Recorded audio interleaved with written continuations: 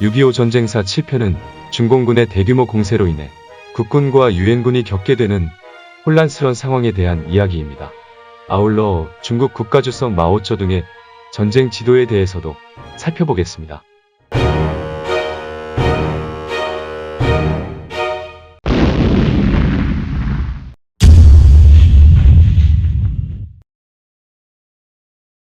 중공군의 날카로운 공세로 어수선하던 1950년 12월 23일 미 8군 사령관 워커 중장은 의정부 지역의 예하 부대들을 시찰하기 위해 지프차에 올라탔습니다. 일정 중에는 미 24사단 보병 중대장인 아들 샘 워커 중위에게 은성훈장을 수여하는 것도 포함되어 있었습니다. 워커 중장의 운전기사 벨턴 상사는 평소 급하게 차를 모는 습관이 있었습니다.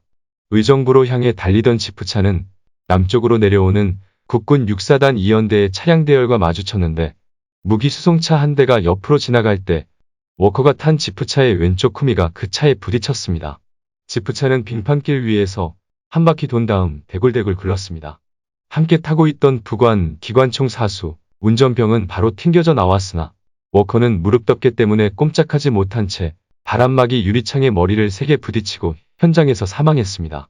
이승만 대통령은 이 소식을 듣고 무기수송차 운전병을 사형시키라고 명령했지만 그렇게 하면 안 된다는 미군 고문관 하우스먼 소령의 반대로 사형 명령은 취소되었으나 운전병은 징역 3년형에 처해졌습니다.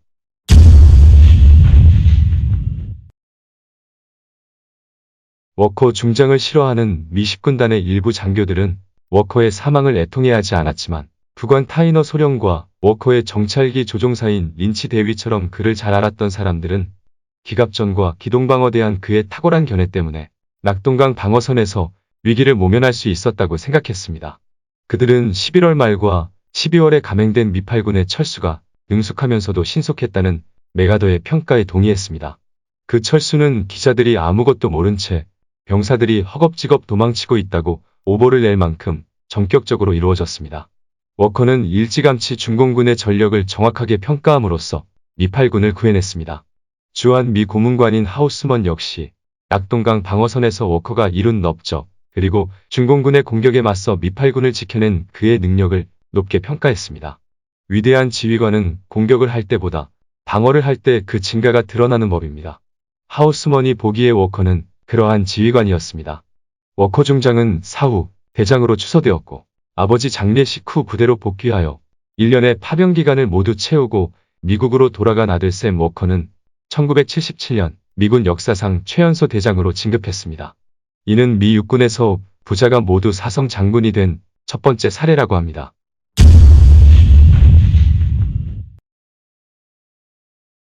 워커 중장의 사고 소식을 들은 메가더 원수는 그 즉시 워싱턴의 육군 참모총장 콜린스 대장에게 전화를 걸었습니다. 두 사람은 유사시에 대비해 워커의 후임자로 리치 웨이 중장을 이미 내정해 놓은 상태였습니다. 콜린스는 트루먼 대통령, 마셜 국방부 장관, 페이스 육군 장관에게 전화를 걸었고 모두가 리치 웨이 중장을 임명하는 것에 동의했습니다. 신임 미 8군 사령관 리치 웨이 중장은 12월 26일 도쿄에서 메가더 원수를 만났습니다. 메가더는 리치 웨이에게 전투 상황과 중공군에 대한 정보를 자세하게 설명해 주었습니다. 메가더의 말이 끝나자 리치 웨이는 사령관님, 제가 한국으로 건너가서 모든 상황을 살펴보고 필요에 의해 공격할 때 사령관님의 허락을 받아야 합니까? 라고 질문을 합니다.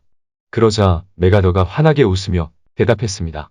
최선이라고 생각되는 것을 하면 되네. 매튜, 8군은 이제 자네 부대야. 리치 웨이는 자신의 책임하에 부대를 지휘할 수 있다는 것을 알고 안심을 했습니다. 많은 미군들이 영감을 주는 리더십으로 벌지 전투에서 승리를 거둔 명장 리치 웨이 중장의 부임을 환영했습니다.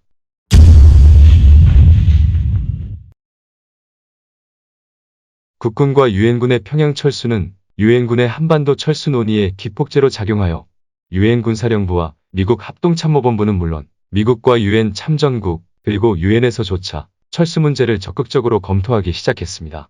그러나 이 문제는 전쟁 전에 38선 부근에서 휴전을 모색하는 안으로 압축되었고 미 8군도 군사작전을 이런 결정에 따라 축차 방어 전략으로 전환하였습니다. 특히 새로 미 8군 사령관에 임명된 리치 웨이 중장은 미 8군은 한반도에서 물러나지 않고 부대를 신속히 재정비하여 공세를 재개할 것임을 강조했습니다. 이 무렵 미8군의 작전 방침은 38선에서 부산까지의 공간을 최대한 활용하면서 방어에 유리한 지형을 이용하여 축차적인 지연전을 전개하고 적의 출혈을 강요한 후 공세작전으로 이전하는 것이었습니다. 미8군은 이러한 방침에 따라 다음과 같은 6개의 방어선을 설정했습니다. 제1통제선, 38선 진지로 임진강 하구에서 양양에 이르는 주저항선. 제2통제선, 수원 양평, 홍천 주문진을 연결하는 선으로 평택 삼척선의 방어를 준비하는 데 필요한 시간을 확보하기 위한 선. 제3통제선, 평택 안성, 원주 삼척을 연결하는 선으로 한반도에서 가장 방어 정면이 협소하여 방어에 유리한 선. 제4통제선, 금강선으로 금강 남한과 소백산맥을 연결하는 선. 제5통제선, 소백산맥선으로 산맥의 험준한 지형을 이용하여 낙동강 방어선을 준비하는 데 필요한 시간을 확보하기 위한 선. 제6통제선, 낙동강 방어선. 낙동강 방어선은 유엔군이 최대한의 저항을 시도할 진지로 이 방어선이 와해되면 유엔군은 일본으로, 국군은 연안도서로 철수시킬 계획이었습니다. 이와 같은 축차방어 개념을 확정한 후 리치웨이 중장은 한미양군 합동작전회의에서 이 6개의 방어선은 국군과 유엔군이 낙동강까지 물러나기 위해 설정한 단계별 저지선이 아니다. 아군이 각 단계마다 중공군에게 최대의 출혈을 강요하고 기회를 보아 즉시 반격으로 전환하여 적을 섬멸하기 위한 선이다라고 설명했습니다. 그리고 최악의 위기 상황에 처하더라도 국군과 유엔군은 37도 선 아래로 절대 철수하지 않을 것이다 라고 말했습니다.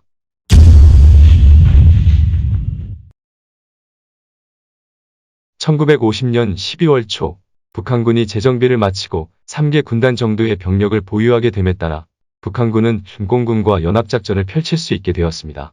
이에 중공군과 북한군은 중공군의 2차 공세가 진행 중이던 1950년 12월 4일 중국인민지원군과 조선인민군 연합사령부를 창설했습니다. 연합사령부 사령관은 중공군 총사령관인 펑더화이가 맡고 부사령관은 중공군에서는 13병단 사령관인 덩화가 북한군에서는 김웅 상장이 맡았습니다.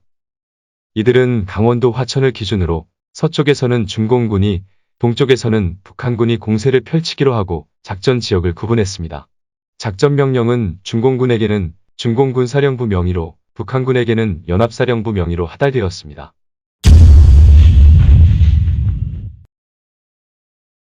(1950년 10월 25일부터 11월 5일까지 이어진 1차 공세와 11월 25일부터 12월 5일까지 이어진 2차 공세로 인한 피로감과 군수품 재공급을 위해 일정 기간 휴식이 필요하다는 중공군 사령관 펑더화이의 의견에 대해 중국 국가주석 마오쩌둥은 1950년 12월 13일 전문을 통해 다음과 같이 지시했습니다.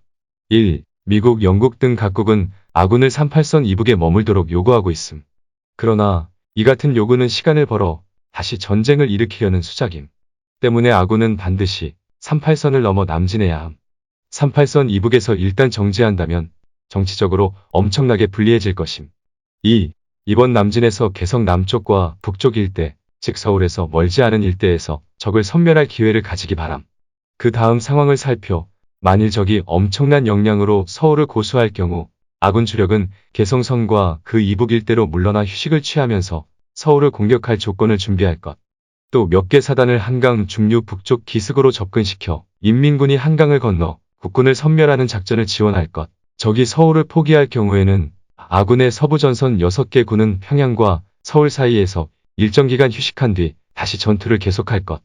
마오쩌둥의 전보를 받은 뒤 펑더화이는 지금 공격을 계속하는 것이 합리적인가에 대해 여러 차례 회의를 거듭했지만 군사적 측면에서 볼 때 지금 당장 공격을 재개한다는 것은 무리라고 판단했습니다. 1950년 12월 29일 마오쩌둥은 다시 38선 돌파의 중요성을 강조하는 내용의 전문을 펑더화이에게 보냅니다. 38선에 대해 사람들이 가지고 있던 낡은 인상을 이번 기회에 완전히 씻어버려야 함.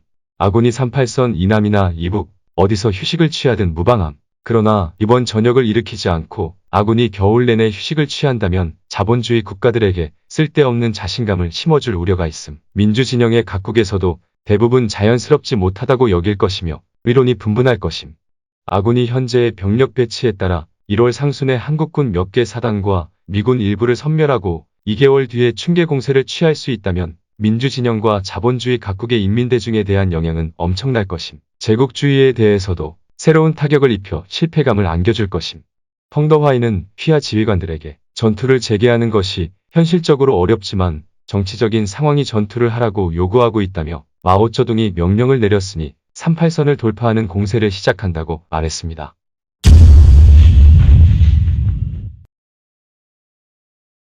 공산군은 중공군 13병단 6개 군과 북한군 3개 군단 등 모두 9개 군단 병력으로 12월 31일 3차 공세를 개시하기로 결정하고 12월 27일 지정된 공격 지점으로 병력 배치를 완료했습니다.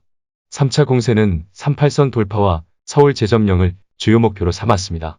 공세 시점의 공산군 부대 배치는 주공인 우익돌격 집단군을 서해안에서부터 동쪽으로 북한군 1군단, 중공군 50군, 39군, 40군, 38군 순으로 배치하고 6개 포병단이 지원하도록 했으며 조공인 좌익돌격 집단군은 춘천과 가평 북쪽에서 서해서 동으로 42군과 66군 순으로 배치하고 1개 포병단이 지원하도록 했습니다.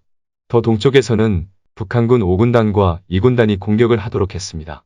1950년 12월 31일 오후 4시 40분 200km의 전 전선에서 공격 준비 포격과 함께 공산군이 일제히 공격하기 시작했습니다. 3차 공세에 참여한 중공군과 북한군 공격 부대들은 그날 밤 모두 38선을 넘어 1선 방어를 맡은 국군 부대들을 대부분 돌파하고 2선 방어를 맡고 있는 미군 진지까지 도달했습니다. 3차 공세의 주공으로 고랑포에서 영평에 이르는 30km의 정면을 공격하는 중공군 우익돌격 집단 중 39군은 오후 5시 40분 임진강을 돌파하고 1월 1일 동이 트기 전까지 10km를 전진하였으며 오후 6시 30분에 임진강을 도하한 40군은 1월 1일 오전 5시에 국군 6사단과 1사단의 연결고리를 끊고 우회기동을 통해 6사단의 퇴로를 차단하려 했지만 이때쯤이면 국군 사단들도 중공군 전술에 대해 어느 정도 파악하고 있었기 때문에 퇴로 차단 시도는 성공하지 못했습니다. 중공군은 이선에 있는 미군 방어선까지 물밀듯이 진격해 18개에서 20개 규모의 미군 대대급 진지를 4단 혹은 2개 연대 규모로 포위했지만 전차로 방어선을 둘러싼 미군의 반격으로 효과적인 성과는 내지 못했고 날이 밝자 전투기의 공중엄호 속에 미군은 순차적으로 포위망을 뚫고 철수했습니다. 미군 역시 중공군의 야간 공격 전술과 포위 기동 전술에 적응하며 전투력을 복원시키고 있었습니다. 중공군 42군과 66군이 공격한 중부 전선이나 북한군 2군단과 5군단이 공격한 동부 전선에서도 공세를 통해 점령지를 확대할 수는 있었지만 국군과 유엔군에게 큰 타격을 입히겠다는 그들의 또 다른 목표는 달성하지 못하게 됩니다.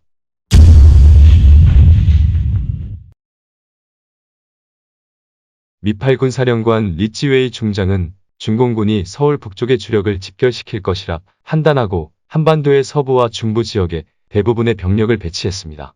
미 25사단, 국군 1사단, 영국군 29여단, 터키군 1여단으로 구성된 미 1군단은 임진강을 방어하고 미 1기병사단, 미 24사단, 국군 6사단, 영연방 27여단, 그리스대대, 필리핀대대를 지휘하는 미 9군단은 중부 지역을 방어하게 했습니다. 중공군의 공격이 비교적 경미할 것으로 판단되는 동부 지역에는 국군 3군단, 2군단, 1군단이 배치되었습니다. 중공군 39군 3개 사단의 공격을 받은 국군 1사단은 물밀듯이 몰려오는 공세에 밀려 후퇴했고 중공군 38군 3개 사단의 공격을 받은 국군 6사단은 몇 시간을 버텼지만 새벽녘에는 후퇴할 수밖에 없었습니다. 미 9군단 우측의 국군 3군단 예하 2사단, 5사단, 7사단 그리고 국군 2군단 예하 3사단도 중공군과 북한군의 공세에 밀려났습니다. 1951년 1월 2일 새벽 리찌웨이 중장은 전차 수백 대와 상당수의 대포를 지원받는 10개 보병연대로 서울 주위의 방어선을 구축하고 함포 사격과 근접 공중 지원을 요청했습니다.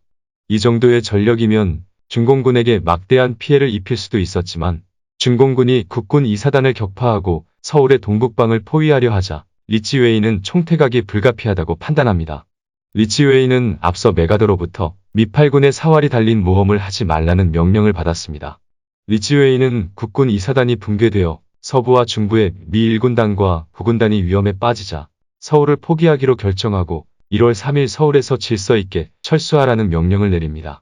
미 1군단장 밀번 소장과 9군단장 무어 소장에게 이번 후퇴는 필요한 모든 수평적 협조체제를 갖춰 진행되어야 한다. 그리하여 우리 주력 부대를 온전히 보존하는 가운데 적군에게 최대한의 손실을 입히고 또한 적군의 진격을 최대한 지연시킬 수 있어야 한다는 지시를 합니다. 한강에 설치된 부교들은 건너는 차량들을 엄격히 통제하기 위해 미일 기병사단 포병사령관 파머 준장에게 책임을 맡깁니다. 일반 피난민들은 오후 3시까지만 부교들을 이용할 수 있었고 이후에는 전차, 야포, 군차량만 이용하게 됩니다. 유엔군의 철수가 마무리되자 1월 4일 밤 중공군 50군과 39군, 북한군 1군단이 서울을 다시 점령하게 됩니다.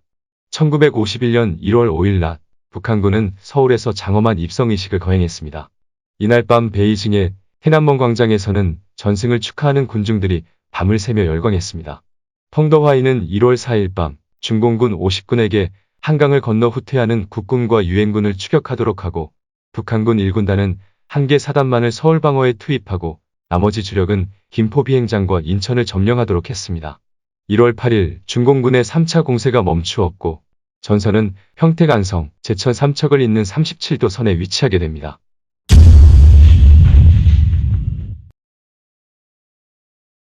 중공군 1, 2차 공세의 주요 목표는 영토를 점령하는 것이 아니라 국군과 유엔군을 섬멸하여 전투력을 없애는 것이었습니다. 중공군의 표현으로는 적의 유생역량을 제거한다고 합니다. 유생역량이란 병력과 무기 등 살아서 전투를 할 수 있는 힘을 뜻합니다. 중공군 3차 공세의 목표는 유생역량 제거보다는 38선을 돌파하고 서울이라는 상징적인 영토를 점령한다는 것이었습니다. 북한 지역을 모두 회복한 만큼 승리를 과대포장하기 위한 정치적인 목적에 의해 서울 점령이라는 빅이벤트가 필요했던 것으로 보입니다. 1, 2차 공세는 국군 및 유엔군이 공세를 펼치며 기동을 시작한 후 이를 측면 우회 기동으로 되받아치는 방식이었던 데 반해 3차 공세는 중공군이 먼저 공격하는 선제 돌파 작전이었습니다.